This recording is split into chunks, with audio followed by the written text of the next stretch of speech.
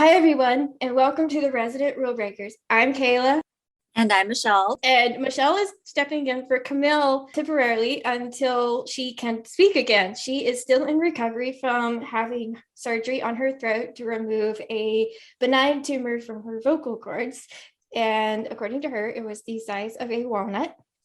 So it was absolutely necessary. She's still in recovery. She's still on soft foods at the moment, and she's doing well, though, nonetheless.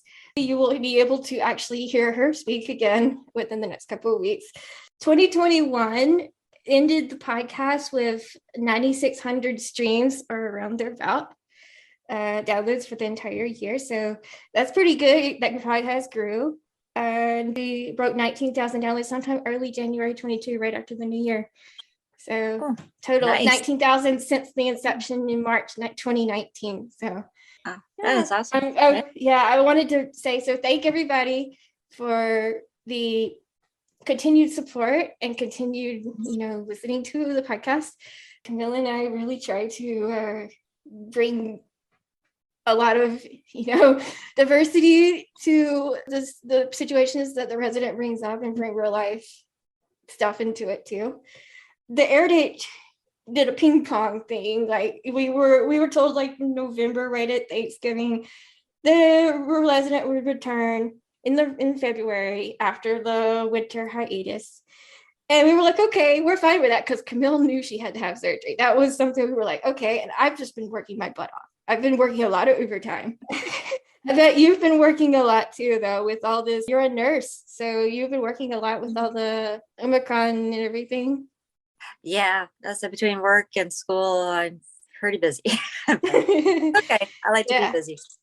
Yeah, the air date was originally February 1st, which it still is, but it is ping pong 25th to the 1st again. So a little confusing for people.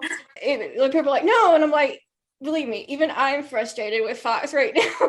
But it was a statement tweeted out by Amy Holden-Jones, the creator of The Resident, said it was because of COVID, the surge and everything. Still filming on time, still editing on time, so it's fine.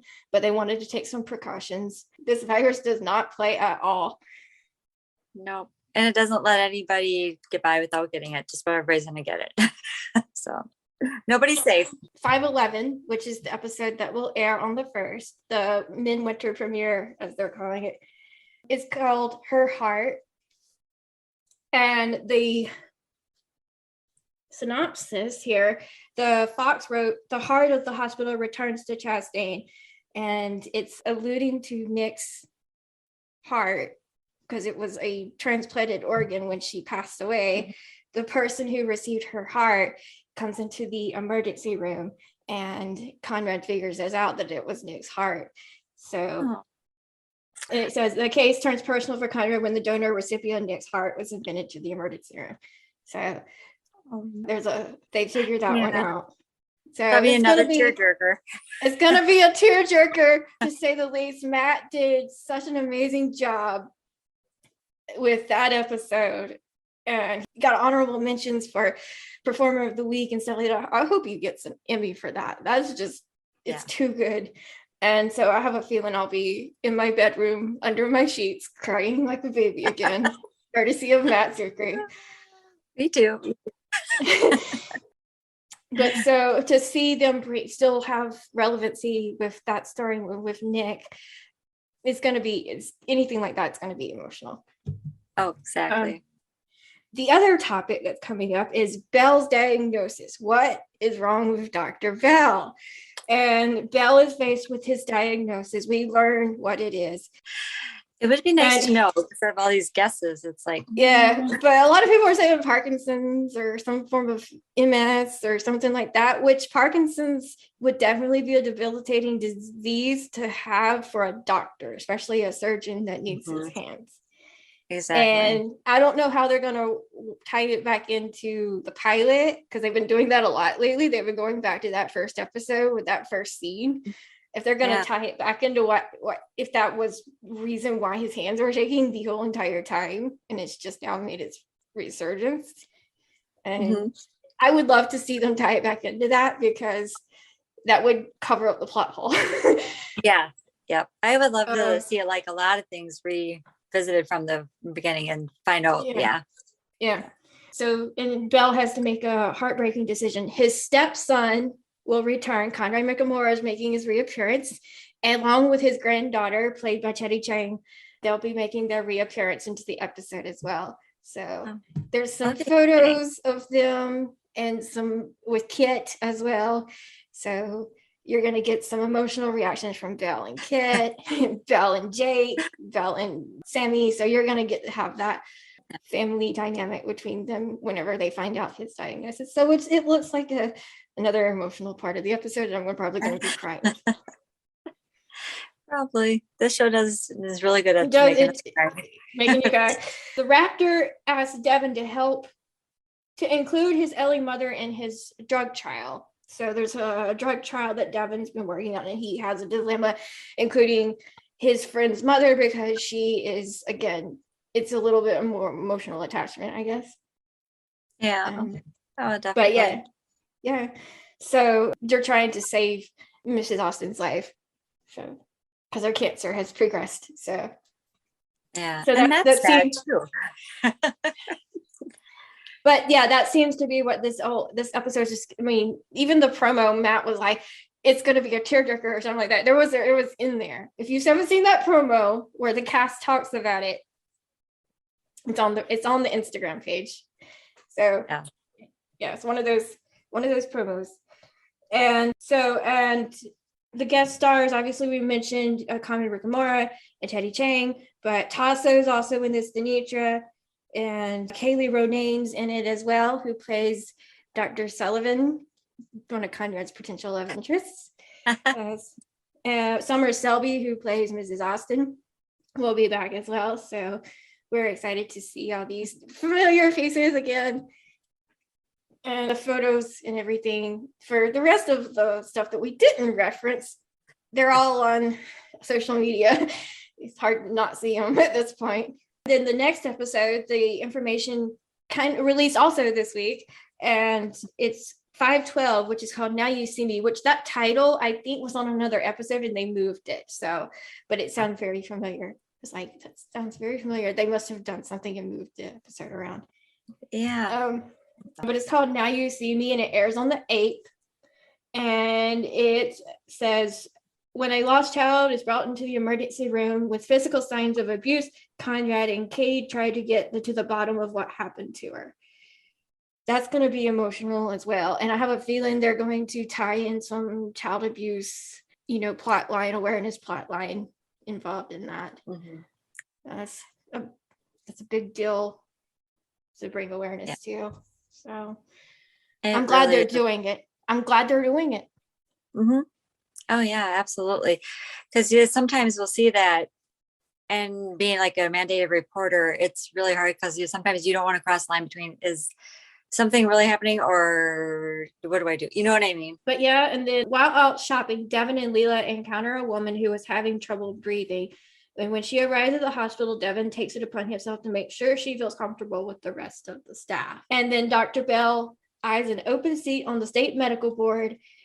So he stepped back from being a surgeon, whatever his diagnosis is, and he's going to try to be on the state medical board, still trying to use his information for his abilities for good and help people. So, and maybe he'll actually bring people down who shouldn't be practicing surgery anymore.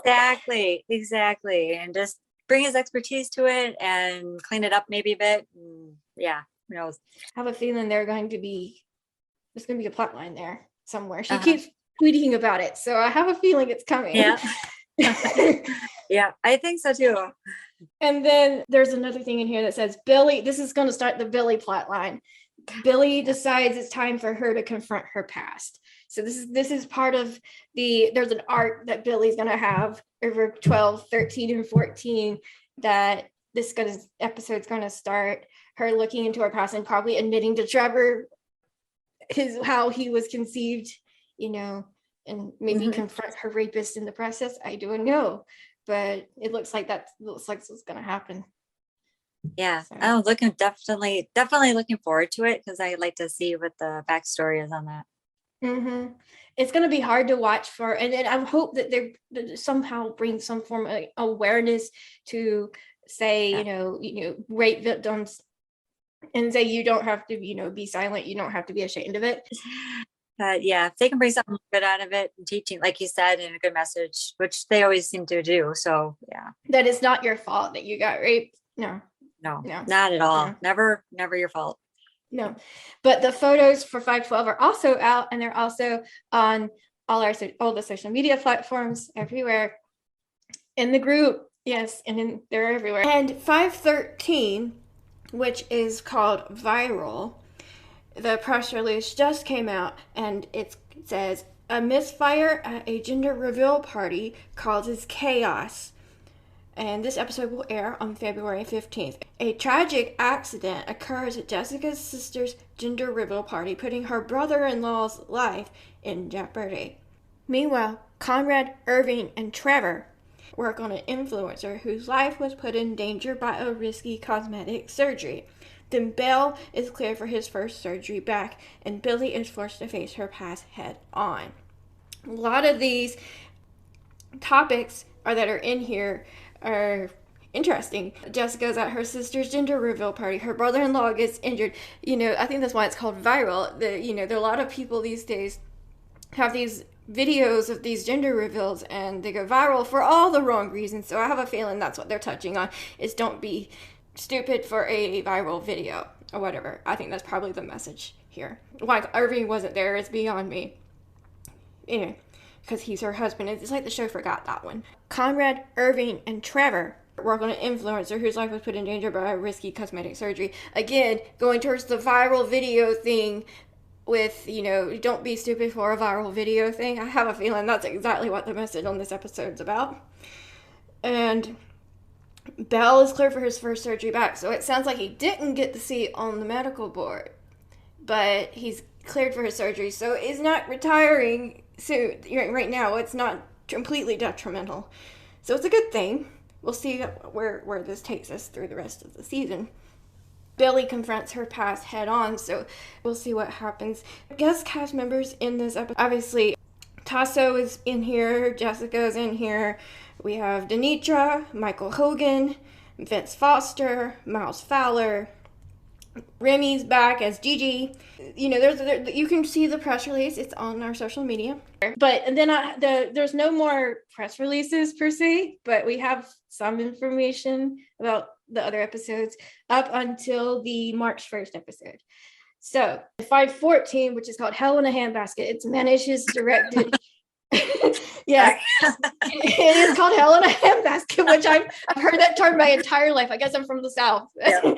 But I've heard it too. Yep. So, but it sounds like everything just gets shot out of, goes to crap. But Manish is behind the scenes directing an episode. It was written by Emily Presley, who also wrote the Conic Proposal. So 2/22 is when that episode goes to air, and we found out about it when they filmed it, because they filmed it before the winter shutdown. And so Manish and Fox themselves actually posted the script cover. So we found out that was his episode directing. And it's also it's part of the Billy Trevor plot line as well. And minimal Manish in the episode, obviously, because he's behind the camera. We can't clone himself be two places at once. No.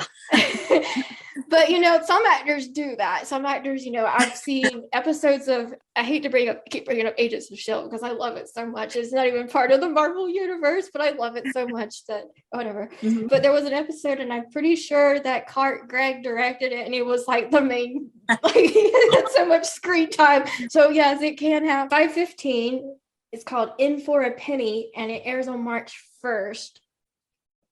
And again, we really don't have any idea about what this is about past this. I think I read something about there being a little bit of a Dila arc after Manish's episode, after 14. So a lot more. Devin's going to come back into the picture after that. But that's what I read. And I don't remember where I read it because I couldn't find the article this morning. After March 1st, there will be a 3-week break and airing because of March Madness. People need to stop complaining and whining. March Madness will take over. They air basketball that time of year. And it's normal in March for them to do that. Mm-hmm. And then at the end of March, March 29th is the date I had. The Resident will return up until the end of May. Yay! Which I'm actually be in Atlanta, Georgia come May. I took a job there for the whole summer. So. You'll be about 4 hours from me. So we should meet for a lunch date or something. Yeah. The podcast will be back for quite a few, up until March at least. Before we sign off of the podcast, for this week, because we really what this podcast was supposed to be was just to inform people what's coming, what's come out since the last episode aired. Which yes, there's a lot of material, but there's supposed to be a lot of material. There, that's this. Stuff releases at least 2 weeks prior to every episode. So the photos, the press releases. And if you really want to follow the show, you need to know that material. Yeah. If you want to support the podcast, if you're listening, you're obviously a fan of The Resident. Help us keep it going. I need a new computer because it's not going to edit video much longer. Camille got a new computer. I, however, need a laptop fund to replace mine. So the Patreon is turned into my personal laptop fund for right now. So the Patreon helps all the money goes back into the podcast, but the computer, without that, there is no podcast. So just saying, I'm the editor, so everything is done with this computer and I need to replace it. So Patreon, little as $1 a month, and you can get the podcast released first. So whenever we give that date. Yeah. Sometimes it's usually only about 24 hours, but 24 hours early is still a big deal. And you get it for $1 a month. It's cheap. Oh yeah, that's nothing. That is cheap. Nothing. Yes. Patreon.com/The Resident Podcast. Yeah. Everybody go to it and donate. Yeah. And you can do $1 a month. Yeah. I wanted to do this because Camille does have another podcast. And it was keeping us very busy over the Christmas holiday. Very busy. She pre-recorded some stuff, so she's not completely silent. She's still releasing podcasts that she pre-recorded, so she could get through her surgery and still have stuff releasing. It's called Hallmark Heartbeats. It's about Hallmark movies and everything. Mm-hmm. And I know that in February she's very excited because it's Valentine's Day and they've got all these romantic movies coming out.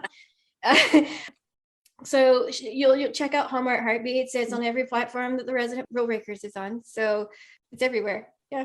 And she has a Buy Me a Coffee, which is the same thing as our Patreon.